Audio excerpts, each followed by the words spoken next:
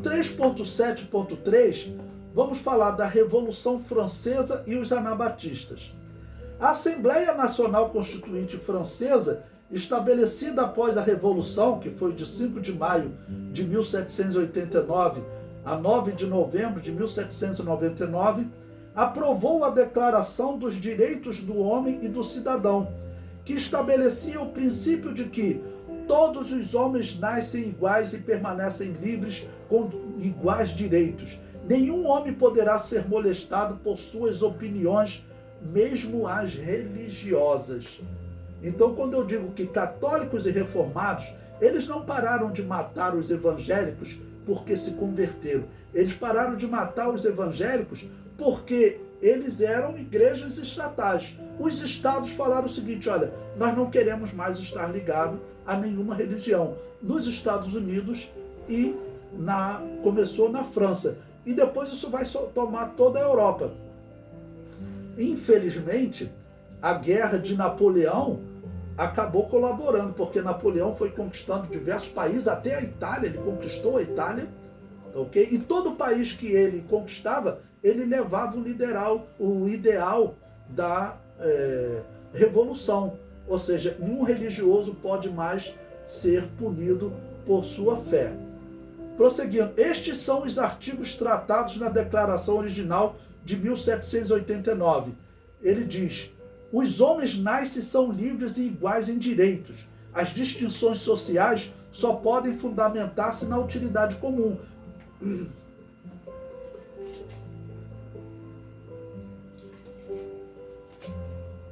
Antes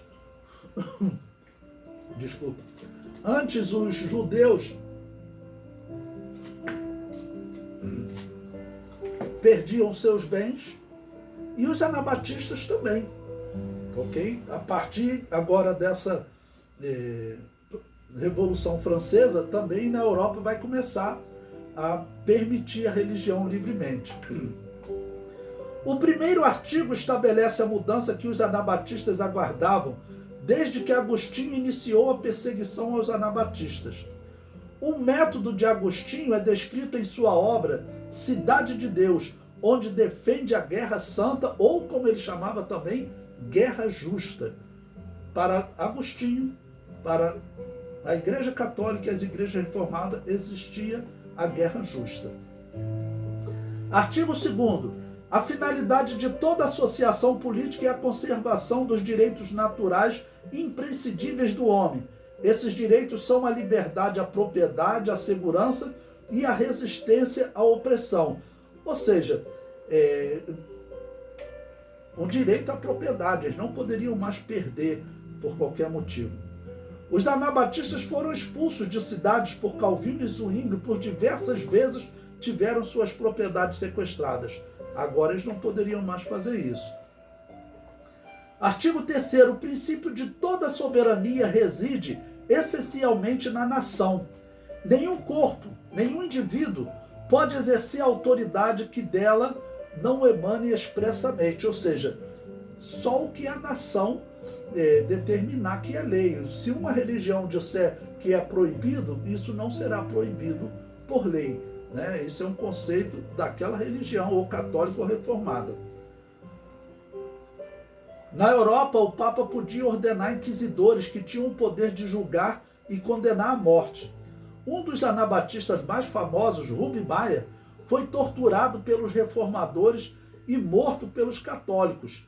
Porque quando contei a história dele, quando os reformados torturaram ele, a tortura foi tão terrível, ele foi colocado num esticador e quase soltando os ossos, que ele negou a fé anabatista. Depois fugiu, renovou a fé anabatista, foi capturado pelos católicos. A lei francesa, então, proíbe a Igreja Católica e as igrejas reformadas de exercer esse poder. Quando os católicos capturaram Rubem Maia, ele acabou sendo morto. Artigo 4º. A liberdade consiste em poder fazer tudo que não prejudique o próximo.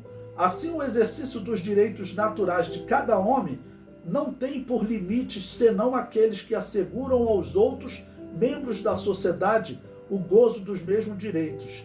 esses limites não podem ser determinados por lei. Ou seja, se o católico tem direito de ter a religião dele e interpretar a Bíblia, se os reformados têm direito de ter a religião dele e interpretar a Bíblia, os anabatistas também terão o mesmo direito, os judeus também terão os mesmos direitos.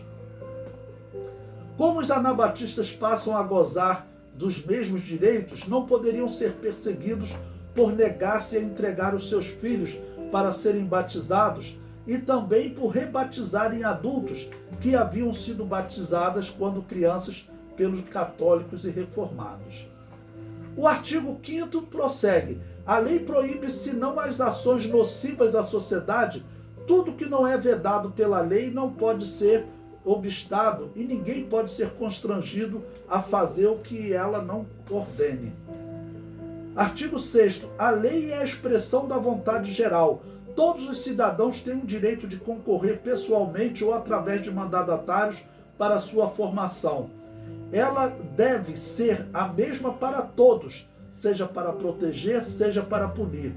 Todos os cidadãos são iguais a seus olhos e igualmente admissíveis a todas as dignidades, lugares e empregos públicos, segundo a sua capacidade e sem outra distinção que não seja a das suas virtudes e dos seus talentos. Pronto, essa lei ela vai ser assim revolucionária para os cristãos, né? O artigo 6º reforça o direito igual perante a lei. Sendo assim, os anabatistas não poderiam, por força de lei, ser punidos pela prática do rebatismo. Rebatismo entre aspas, porque não é rebatismo. Batismo de criança não existe. Então, o batismo de adulto que foi batizado quando criança, na verdade, é batismo. O artigo 7º. Ninguém pode ser acusado, preso ou detido, senão nos casos determinados pela lei e de acordo com as formas por esta prescritas.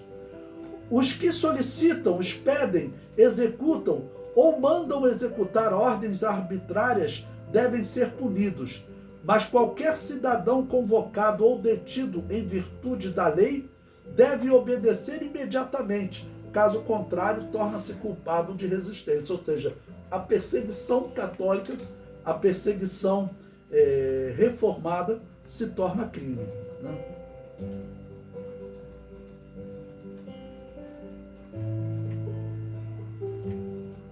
Artigo 8º. A lei apenas deve estabelecer penas estritas e evidentemente necessárias, e ninguém pode ser punido senão por força de uma lei estabelecida e promulgada antes do delito e legalmente aplicada. Ou seja, acabou aquela lei católica ou lei reformada, acabou. Agora só existia a lei do Estado e essa lei dizia o seguinte: todos são iguais perante o Estado. Artigo 9º. Todo acusado é considerado inocente até ser declarado culpado, e se julgar indispensável prendê-lo, todo rigor desnecessário à guarda da sua pessoa deverá ser severamente reprimido perante a lei. Ou seja, qualquer acusação, a pessoa tem o direito de ser defendida. Eu coloquei uma gravura aí dos 17 artigos, né, da Declaração dos Direitos do Homem e do Cidadão. Essa declaração dos Estados Unidos e da Inglaterra, eles vão influenciar, mais até a da Inglaterra vai influenciar a brasileira e vai influenciar também os direitos, a Carta dos Direitos da ONU. Para os anabatistas que eram afogados ou queimados por rejeitar o batismo de infantes, era o realizar de um sonho.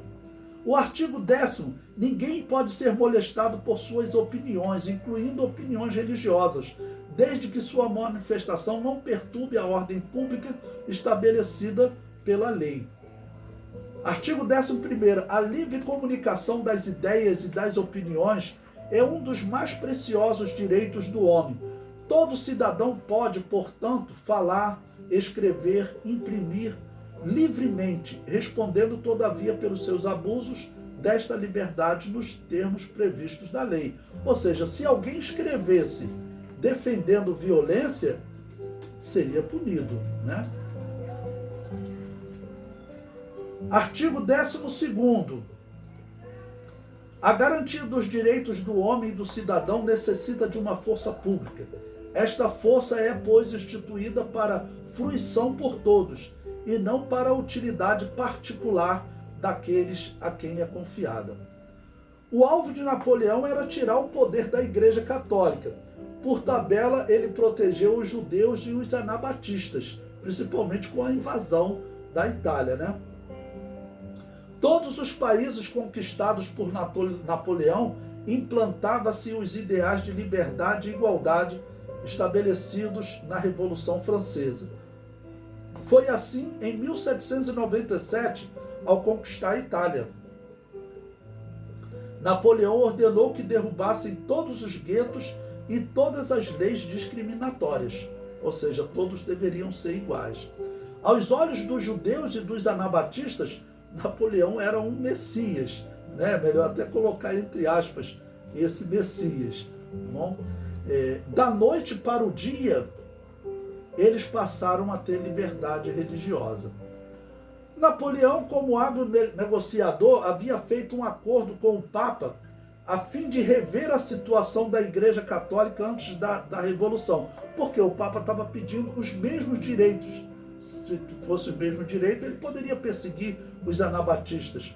A Igreja Católica desejava voltar a ser a religião oficial do Estado.